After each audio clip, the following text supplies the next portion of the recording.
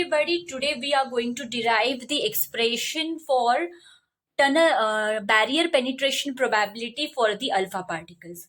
So basically we are discussing about Gamo's theory of alpha decay.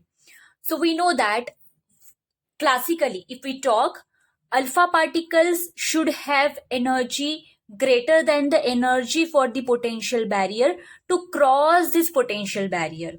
But quantum mechanically, alpha particles, even if they are having less energy, they are able to penetrate this barrier that is called as tunnel effect.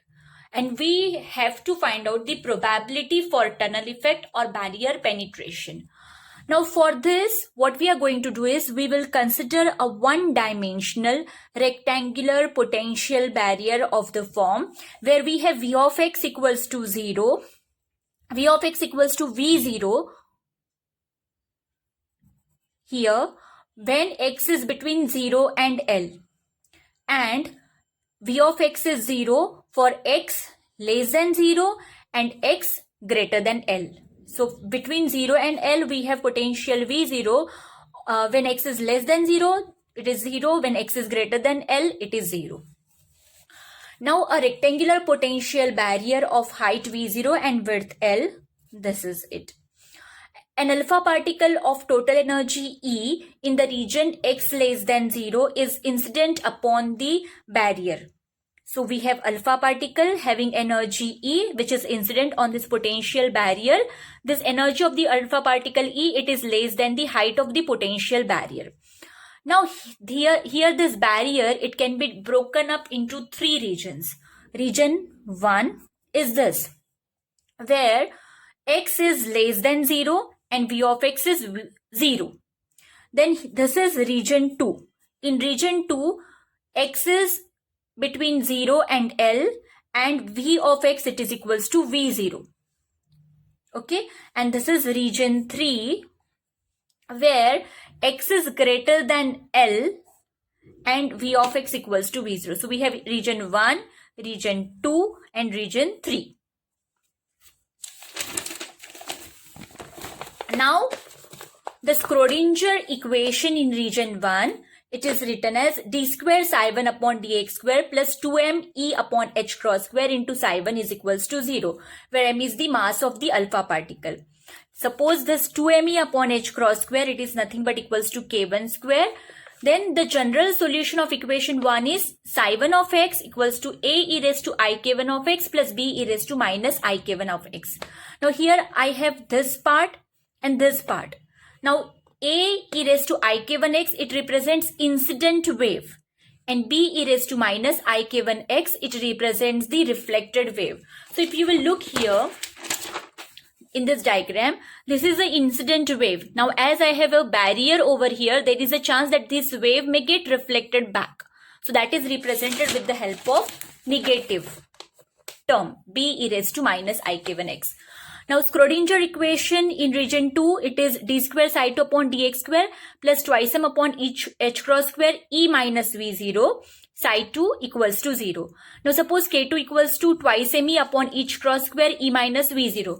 Now in region 2, the value of v, it is v0. In region 1, we haven't taken the term of v because the formula is 2m upon h cross square e minus v. But in region 1, v is 0. That is how we got this equation. In equation 2, v, it is equals to v0. That is how we will write down this equation. Now suppose k2, it is equals to 2m upon h cross square e minus v0. Then general solution of equation 4 will be psi 2x equals to c e raised to k2x plus d e raised to minus k2x. Because यहाँ पे plus है, plus term है. That is how here I will get the real solution. यहाँ पे for this region I was having, एक second, this is minus over here. That is how I can write down the real solution. And here it is plus sign. That is how I was having the imaginary solution. Okay. Now here also this solution also, it consists of two parts. One, it is because of the incident wave. Another, it is because of the reflected wave. So again, look at this diagram. In the region 2, this wave is incident on this wall. There is a possibility that it may get reflected back. That is how the solution for this also consists of two parts. Now, in region 3, Schrodinger equation is again it is given by d square psi 3 upon dx square plus 2m upon h cross square E psi 3 equals to 0. Again here the potential term V is 0 for region 3. That is how V का term नहीं आएगा. Now since region 3 has only transmitted wave, now if you will look at this region, here the solution when we will take for region 6, it will be psi 3 of x equals to f e raised to ik1 of x. E raised to minus ik1x term nahi aayega because here if you will check region 3, we have wave moving only in forward direction. There is nothing, no wall, nothing is over here. So there is no chance of wave getting reflected back. That is how for region 3, we have just wave moving in forward direction, not in the reverse direction. So that is how psi 3 of x equals to f e raised to ik1x. Now, we have written three equations, one for psi 1, psi 2 and psi 3, and we have constants a, b, c, d, f. And we can find out this constant by considering the boundary conditions. First boundary condition is psi 1 is equals to psi 2 and d psi 1 upon dx is equals to d psi 2 upon dx at x equals to 0. Second condition is psi 2 is equals to psi 3 and d psi 2 upon dx it is equals to d psi 3 upon dx at x equals to L. We are going to use these two boundary conditions. Now first is psi 1 at x equals to 0. It is equals to psi 2 at x equals to 0. Psi 1 का value क्या है? A e raised to ik1x plus b e raised to minus ik1x. So here x is 0. So it will become a e raised to 0 plus b e raised to minus 0. This is equals to c e raised to 0 d e raised to minus 0. Now e raised to 0 it is 1. So that is how I can write a plus b it is equals to c plus d. That is what I got here. Now I have psi 1 is equals to a e raised to ik1x plus b e raised to minus ik1x. I want now the second condition. D psi 1 upon dx, d psi 2 upon dx. Equal, these two are equal at x equals to 0. So first I will find out d psi 1 upon dx. D psi 1 upon dx it is differentiation of e raised to ik1x is e raised to ik1x. Again derivative of e raised to ik1x which is ik1. So a ik1 e raised to ik1x. B as it is e raised to minus ik1x ka derivative it will be e raised to minus ik1x and again derivative of minus ik1x which will be minus ik1. So that is how I am getting a ik1 e raised to ik1x minus b ik1 e raised to minus ik1x. Then I will find out d psi 1 upon dx at x equals to 0. So if I substitute x equals to 0, I will get this a ik1 minus b ik1. Then I know that psi 2 it is c e raised to k2x plus d e raised to minus k2x. I will find out d psi 2 upon dx. So I will get this term. I will substitute x equals to 0. I will get ck2 minus dk2. I will equate equation 11 and equation 12. So I will get a ik1 minus b ik1. It is equals to ck2 minus dk2. That is equation 13. So I can take ik1 common from these two terms. So I will get ik1 into a minus b equals to k2. Here k2 will be common inside the bracket c minus d. Now third equation I have is psi 3 equals to f e raised to ik1x. And psi 2 at x equals to L is equals to psi 3 at x equals to L. This is the condition which we have to use. So psi 2 at x equals to L, it will become c e raised to k2L plus d e raised to minus k2L. And psi 3 it will become f e raised to I k2 x ki jagah pe I will substitute L. This one. And next condition is d psi 2 upon dx at x equals to L, which is ck2 e raised to k2L minus d k2 e raised to minus k2L. And psi 3 I have f e raised to I k1x. Differentiation of this will be d psi 3 upon dx. It is f I k1 e raised to I k1x. D psi 3 upon dx at x equals to L will become f I k1 e raised to I k1 L. And then I can equate these two. So I will get d psi 2 upon dx at x equals to L. It is d psi 3 upon dx at x equals to L. So I will get ck2 e raised to k2L minus dk2 e raised to minus k2L. It is equals to f I k1 e raised to I k1 L.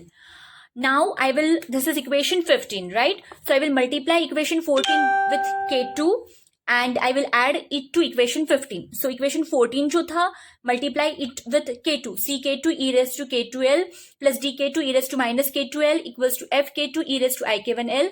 Then write this equation 15 as it is over here. Then you will find that this is a plus term, minus term, so these terms are cancelling out. I will get 2 times C K2 e raised to K2L. It is equals to Fk2 e raised to Ik1L plus Fik1 e raised to Ik1L. So from these two terms, I can take F e raised to Ik1L common. So I will get K2 plus Ik1 inside the bracket.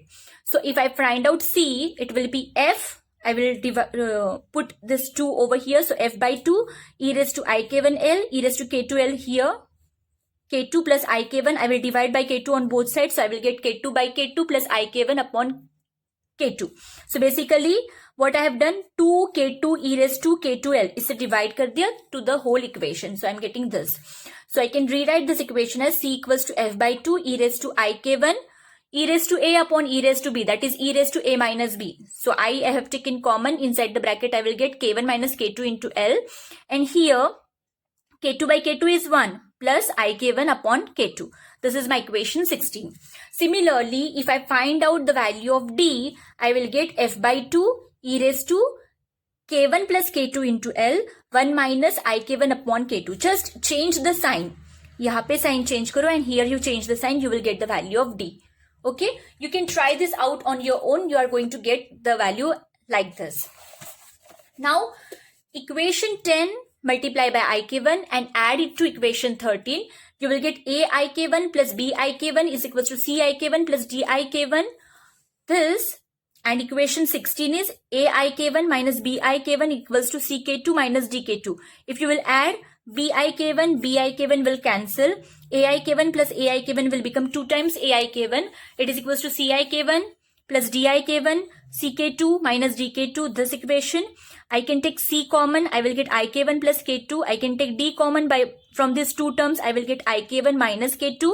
So A, I will divide by 2 Ik1 to both the sides. So I will get A, it is equals to C by 2, 1 Ik1 upon Ik1, that will become 1 plus K2 upon Ik1 plus D by 2, Ik1 upon Ik1 1, K2 upon Ik1, that is K2 upon Ik1. So now I will substitute the values of C and D which we have already calculated earlier.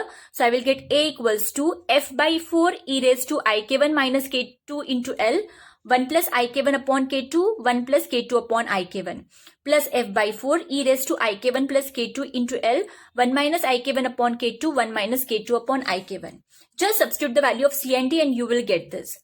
Now, the transmission coefficient which specifies the probability that the alpha particle will be transmitted through the barrier into the region X greater than L is given by T. It is equals to F square upon A square. What is F? F is the amplitude of the transmitted wave. Third region may we have transmitted wave. And what is A? A is the amplitude of the incident wave. So transmission probability, it is nothing but the modulus of F square upon A square.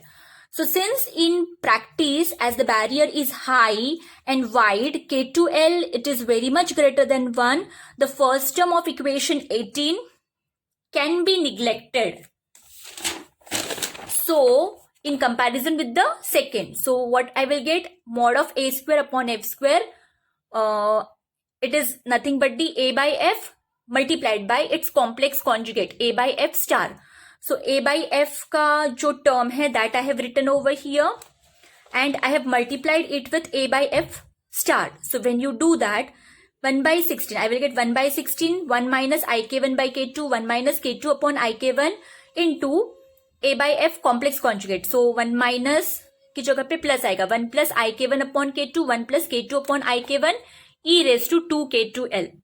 So mod of A square upon mod of F square, it is K1 square plus K2 square upon 16 K1 square K2 square. When you will solve these equations, you will get this value into e raised to 2K2L. So this is mod of A square upon mod of F square. What is transmission probability? Transmission probability is F square upon A square. So just take reciprocal of this. So you will get 16 K1 square K2 square upon K1 square plus K2 square ka square e raised to minus 2K2L. So substituting K1 square and K2 square here we will get, and when we will solve it, simplify it, you will get T equals to 16e V0 minus e raised to minus 2kL upon V0 square.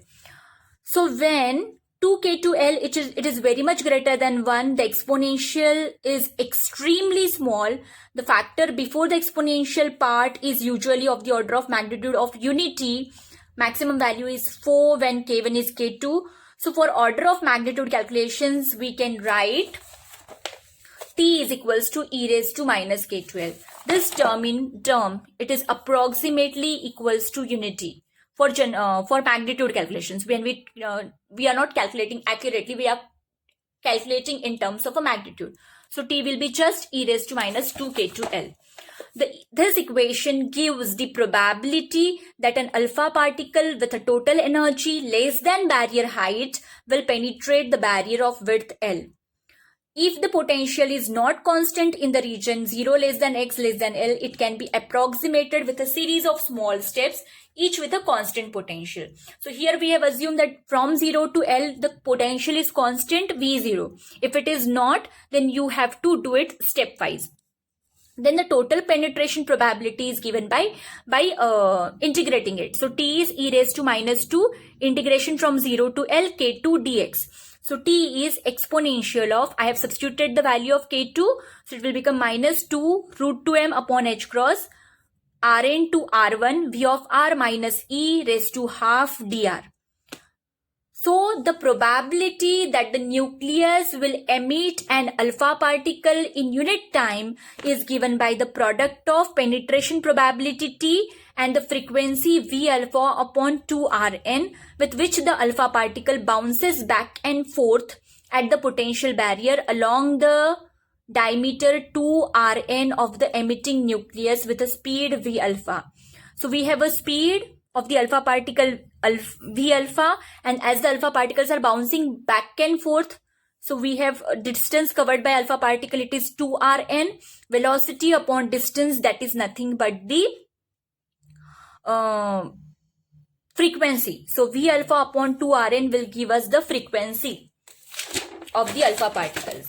So since the emission of the alpha particle in unit time is same as the disintegration constant lambda for the process, therefore lambda, it is frequency multiplied by T.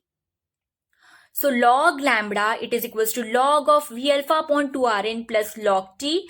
If we compare with Geiger-Nuttall law, which we have already seen in the earlier lecture, we know that log lambda, it is equals to log A plus B log R. So range R is related with velocity, and hence log T is the constant. So when you will compare those two equations, you get that range R, we know that range R, it depends upon velocity. So this is velocity factor, this one. And A is constant, log T is constant. So log T is constant. So this theory is also able to explain why short-lived nuclides emit long-range alpha particles. So suppose if the nuclide is short-lived, then equation A indicates that the probability T for barrier penetration for an alpha particle must be high, right? So if the alpha particles are short range, then the barrier penetration probability should be high. So this is possible if the width of the barrier is small. Hence it can be inferred that alpha particles which penetrate the barrier is small. So hence it can be inferred that alpha particles which penetrate the barrier at points of smaller width must have high kinetic energy, and hence their range is long. So this is all about Gamow theory of alpha decay, which I have solved in detail. All of you try these steps out on your own, and if you get stuck at any point, you can ask me. Thank you so much.